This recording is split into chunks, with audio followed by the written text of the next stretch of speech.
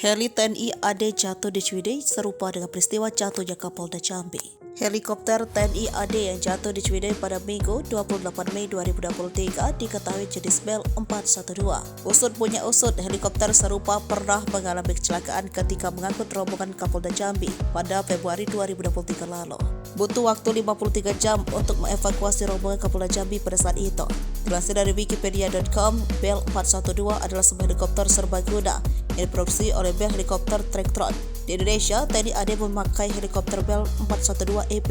Helikopter ini yakni helikopter serbaguna yang pertama kali diperkenalkan pada tahun 1968.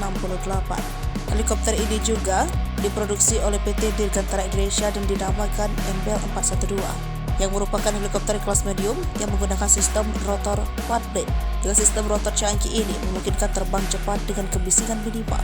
412 telah memenuhi sertifikasi FAA/FAR Part 29 Transportasi Teknologi Rotorcraft dan memenuhi kualifikasi untuk operasi siang maupun malam dengan jarak pandang terbatas.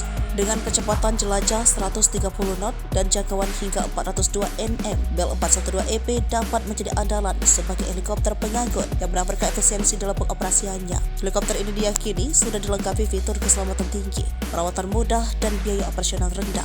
Kapasitas Bell 412 bisa ditempati 13 penumpang dan 2 kru. Dilansir dari kompas.com, helikopter ini milik TNI Angkatan Darat jatuh dan terbakar di Kampung Boyongbong, Desa Patenggang, Kecamatan Rancabali, Kabupaten Bandung, Jawa Barat, Minggu 28 Mei 2023 pukul 1:30. Sejumlah kru yang berjumlah 5 orang dilaporkan selamat meski terluka akibat kejadian ini. Dalam keterangan tertulis di laman resmi TNI AD, kecelakaan terjadi saat helikopter digunakan mendukung latihan Pratugas Batalion Infanteri 300 BJW. Kapolres Kota Besar Kombes Kusworo Wibowo mengatakan helikopter digunakan untuk latihan dan terjatuh di sekitar Ciwidey, lokasi wisata di Kabupaten Bandung.